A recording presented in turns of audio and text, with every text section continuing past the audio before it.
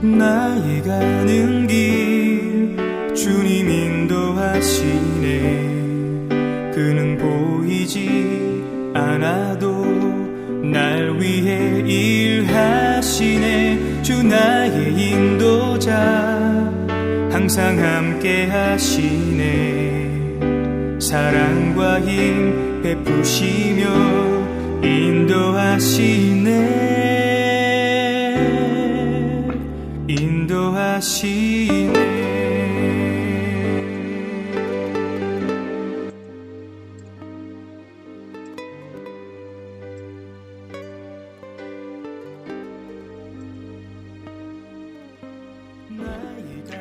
교우 여러분 안녕하세요. 오늘 하루 어떠셨습니까? 오늘도 수고들 많으셨습니다. 아침엔 기도, 저녁엔 성경, 코로나 시대를 주님과 동행하며 헤쳐나가는 크리스천의 능력인 줄 믿습니다. 어렵고 힘들었던 일, 또 감사하고 기쁜 일 다 주님 앞에 내어놓으면 주님께서 다 은혜와 축복으로 결과 맺어주시는 줄 믿습니다. 오늘은 꽤 길 것 같아요. 그래서 바로 들어가도록 하겠습니다.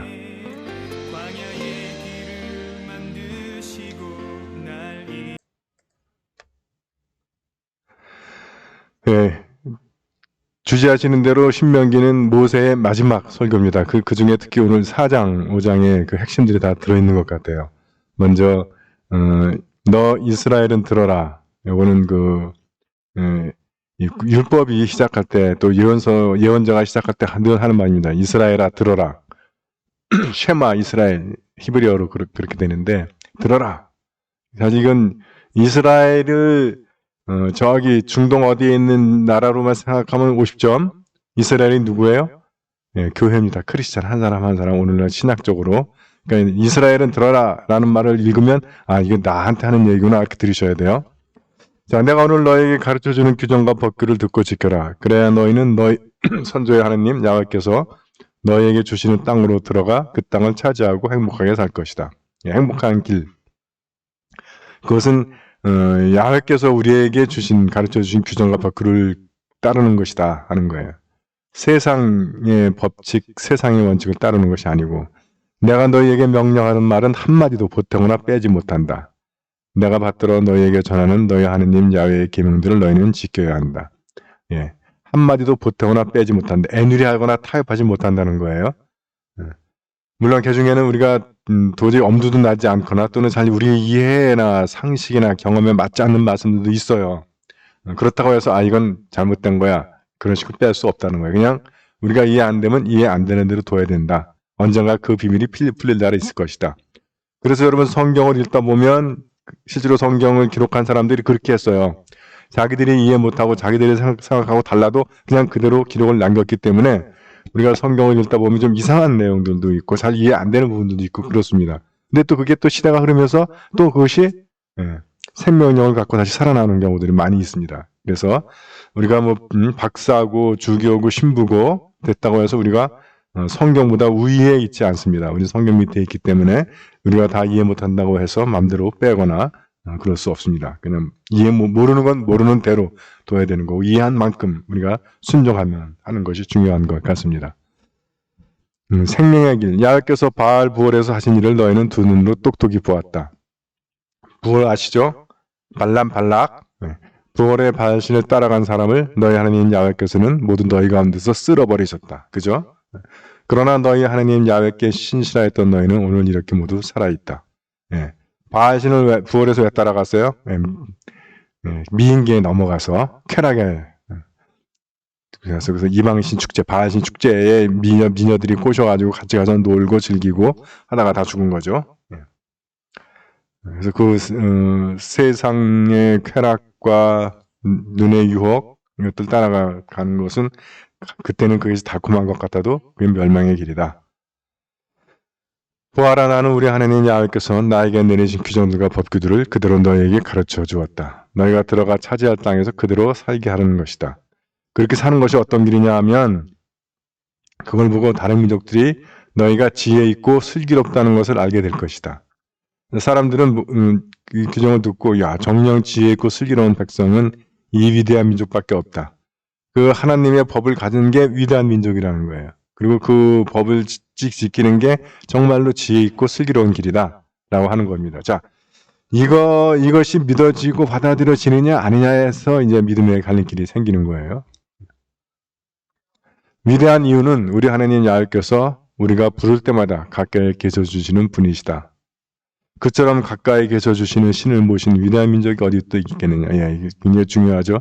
우리 하나님은 멀리 계신 하나님이 아니다는 거예요. 우리가 부를 때마다 가까이 계셔 주시는 분. 다른 말로 하면 우리가 부를 때마다 응답해 주시고 우리가 찾을 때마다 만나 주시는 하나님.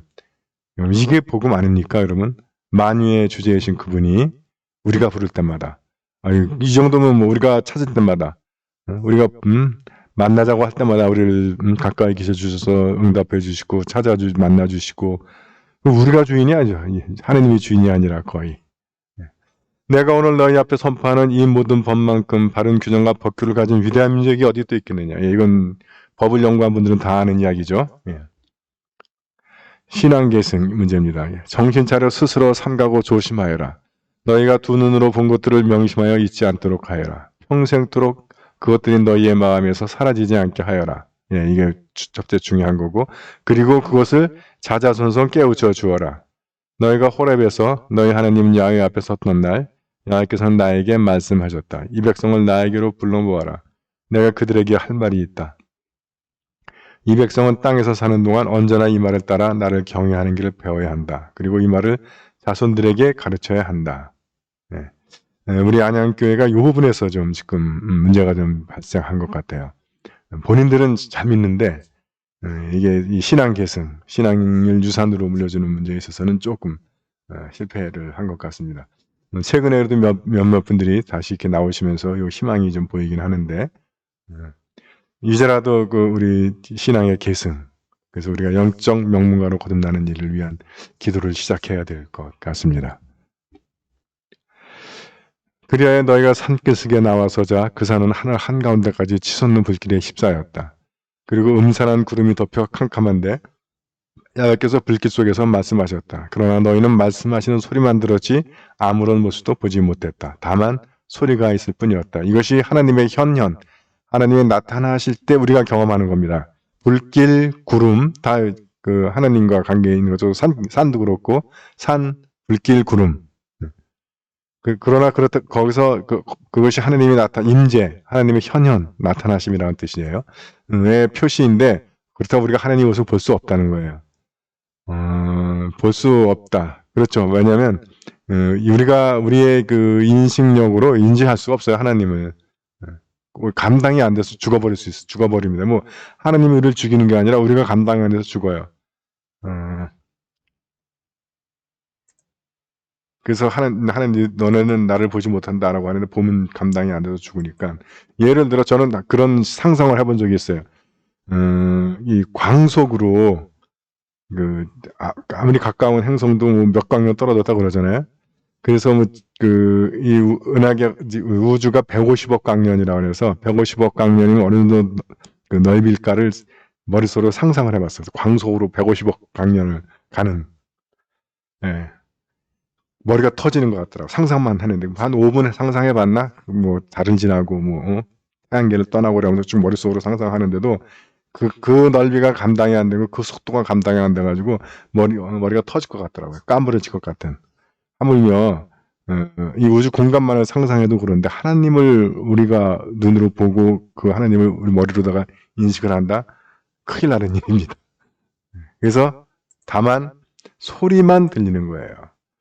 근데 문제는 우리가 소리도 못 듣는데 이것도 얼굴 보고 얘기해야 되겠다. 여러분, 하나님의 음성을 듣는다라고 할 때 육성으로 듣는 경우는 거의 없습니다. 아니 물론 있기도 있는데, 근데 저는 여러분들이 육성으로 하나님의 음성을 듣지 않게 되기를 바랍니다. 육성으로 들으면 큰일 나는 거예요. 오죽하면 하나님이 육성으로 들려줘. 대부분은 세밀한 음성으로 어떤 뜻 들으면 양심의 소리, 이성의 소리처럼 들려요. 그런데 그러니까 거의 뭐 육성으로는 소리가 안 나는데 그 음성이 하나님의 음성으로 딱 인식이 되고 들리게 되면 정말 이 심장, 머릿속을 꽝 때리는 소리가 들립니다. 그렇게 한번 들어버리면 그 말씀 거역 못해요. 인생이 확 바뀌어버리는 거예요. 인격이 확 바뀌어버리고. 여러분들에게 그런 일들이 일어나시기를 축원드립니다. 다만 소리가 있을 뿐입니다. 그것만으로도 우리는 감당 못해요. 그것만으로도 충분하다는 겁니다. 네. 그때 너희에게 선포하신 것은 당신의 계약이었다. 그것은 곧 너희에게 실천하라고 명령하신 열조목 10계명 아시죠? 하나님께서 그것을 두 돌판에 새겨주셨다. 왜 두 돌판일까? 한 돌판 너무 커서 그럴까요? 예. 요 제가 위에 제목 뽑아놨죠. 두 돌판. 십자가 신학이죠. 왜냐하면 앞에 네 가지는 하나님에 대한 것, 뒤에 6가지는 인간에 대한 것 또는 이웃에 대한 것, 하나님과 이웃. 그래서 거기에 십자가 있는 거예요. 요거를 이해하기 쉽게 한다면 두 나무라면 두 나무에 새겼다라면 이해하시겠어요? 생명나무와 선악과. 그러니까 또는 십자가 두 나무라고 그러면 예. 그렇게 이해하시면 될 것 같습니다. 하나는 하나님, 하나는 이웃에 대한 둘 다 그 십계명을 한 문장으로 하면 내 마음, 뜻, 정성, 힘을 내서 하나님, 너희 하나님을 사랑하고 이웃을 내 몸같이 사랑하라. 한 단어로 한다면 사랑이 끝나는 거죠. 네. 그래서 십계명 얘기한 다음에 이제 우상 섬기는 것에 대해서 얘기합니다. 출애굽기 20장에서는 너희를 위하여 새긴 우상을 두지 말라라고 간단하게 설명했는데 여기서는 이제 이야기가 설명이 많이 길어져요. 왜냐하면 이 세대들은 애굽에서 하나님을 경험하지 못했던 세대들이기 때문에 땅 위에는 어떤 짐승의 모습이나 공중에서 날개치는 어떤 새의 모습이나 어떤 동물의 모습이나 물고기 모습 안 된다. 하늘로 향하여 해와 달과 별 등 천체를 보고 그 앞에 엎드려 예배하고 싶은 유혹에 빠져서도 안 된다. 그런 것들은 너희 하나님 야훼께서 많다는 다른 민족들에게 주어 섬기게 하신 것들이다. 예, 피조물 섬기지 말라는 거죠. 피조물을 섬기는 게 우상입니다. 그래서 그런 것들은 하나님 선택한 백성, 너네가 아니라 저 야만족들이나 이방인들이나 하는 거라는 거예요. 그래서 여러분 이 성경이 피조물은 예배의 대상이 아니라 관찰의 대상, 즉 하나님 창조의 세계를 볼 수 있는 관찰의 대상으로 이 패러다임이 바뀌면서 과학이 발달하게 됩니다. 그래서 여러분 과학하고 종교하고는 서로 대립되는 개념이 아니라 서로 보완하는 개념이에요. 근데 갑자기 그 유전학자 몇 명이 나서서 이제 무신론 유전학자들이 진화론자들이 등장하면서 이제 마치 종교랑 과학이랑 충돌하는 것 같이 느껴지는데 여러분 유명한 그들이 얘기하는 과학자들 심지어 다윈조차도 크리스찬으로 죽어요. 그러니까 그 사람들이 다 뭐 뉴턴도 그렇고 뭐 다 아인슈타인도 그렇고 심지어 최근에 스티븐 호킹까지 다 하나님이 창조하신 세상을 연구하고 관찰하는 거예요. 그런 속에서 그런 법칙들을 만유인례의 법칙이니 양자역학 이런 법칙들을 발견하게 됐던 겁니다. 그래서 지금도 그 진화론자들의 60에서 70%가 크리스찬으로 그걸 공부를 해요. 그래서 진화론자에서 제일 유명한 사람이 리처드 도킨스. 어떤 심한 사람들은 도킨스는 학자가 아니라 종교인이라까지 얘기해요. 무종교 종교인. 그래서 실제로 그 사람은 헌금도 걷습니다. 자기가 종교 반대하는 운동을 할 테니까 자기가 헌금 보내라고. 근데 실제로 진화론자들 중에서 많은 사람들이 도킨스를 아주 비판한다는 거예요. 그 이유가 어디 있냐면 우리가 진화론을 공부하는 것은 신에게 반대하기 위해서 한 것이 아니라 신이 창조하신 생명의 신비를 탐구하기 위해서 공부하는 건데 저 사람이 마치 진화론의 모든 그 학문적 업적을 자기가 장악해가지고는 그걸 자기 대표자인 양 하면서 신을 공격하고 있다는 거예요.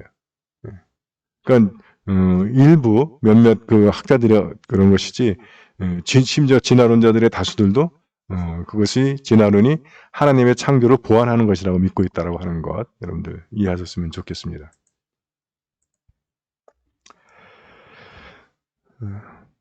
이거 또 중복됐구나. 예. 그렇게 하나님 아닌 다른 것을 섬기고 싶다면 어떻게 하시냐면 야훼께서 너희를 여러 민족 사이에 흩으시리니 이렇게 야훼께서 너희를 쫓아내시면 쫓겨간 그곳에 살아남아 그 민족들 가운데 끼어 살 사람이 얼마 되지 못할 것이다. 거기에서 너희는 나무와 돌을 가지고 사람이 손으로 만든 신, 보지도 못하고 듣지도 못하며 먹지도 못하고 냄새도 맡지 못하는 신을 예배하게 될 것이다.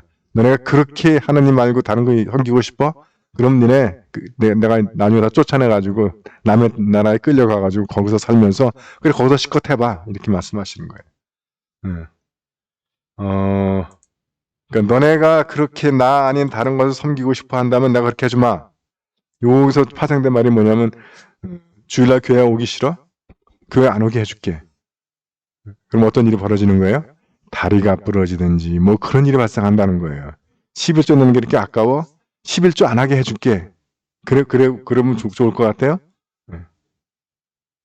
그러니까 여러분 하나님이 하라는 것 하는 게 그게 가장 축복의 길이고 그게 가장 행복의 길인 걸 믿으시기 바랍니다.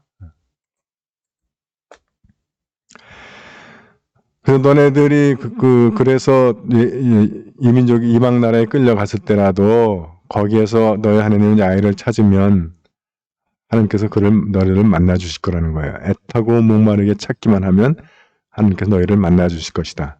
이 모든 일로 오래 공경을 당한 후에라도 시간이 오래 지났다 하더라도 하나님 야훼께 돌아오면 너희는 그의 목소리를 듣게 될 것이다. 왜냐하면 너희 하나님 야훼께서는 자비로우신 분이시고 너를 버리지도 멸망시키지도 않으시는 분이시다 하는 겁니다. 여러분 이게 복음이죠. 우리가 공경에 처하고 완전히 우리가 하나님께 버림받는 것 같고 하나님께 죄를 져서 다시 그분 앞에 설 면목이 없을 것 같은 상황이라 하더라도 하나님을 찾으면 하나님을 부르면 하나님께서 우리를 만나주시고 거기서 구원해 주실 것이다 하는 겁니다. 너희는 너희 하나님 야훼께서 너희를 위하여 에집트를 어떻게 치셨는지 눈으로 보지 않았느냐. 모두들 두려워 떨게 하고 온갖 표적과 기적을 행하며 억센 손으로 치고 팔을 뻗어 싸우면서 한 민족을 딴 민족의 손아귀에서 빼내어 자기 백성으로 삼으려고 나선 신이 있었느냐.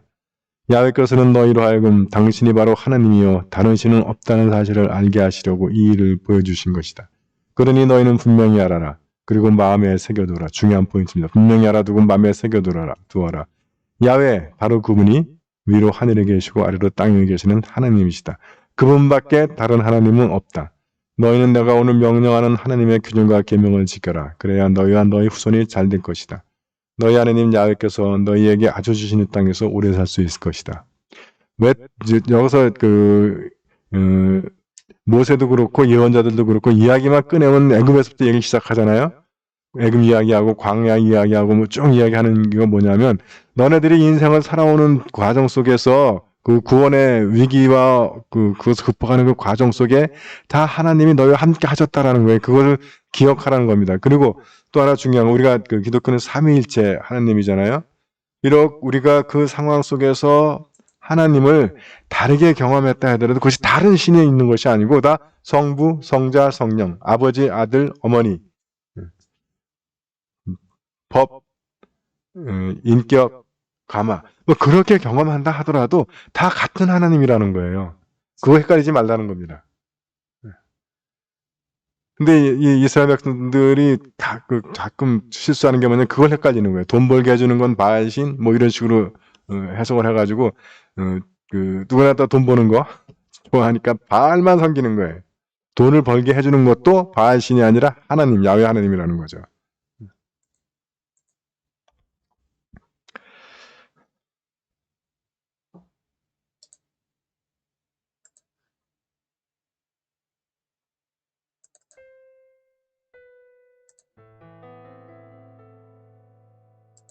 네, 교우 여러분, 오늘 굉장히 좀 내용이 길었습니다. 오늘 여기까지입니다. 오늘 하루도 여러분들 수고 많으셨고요. 주님의 보호하신 가운데 편안한 휴식 취하시기 바랍니다. 여러분 사랑합니다. 행복하세요.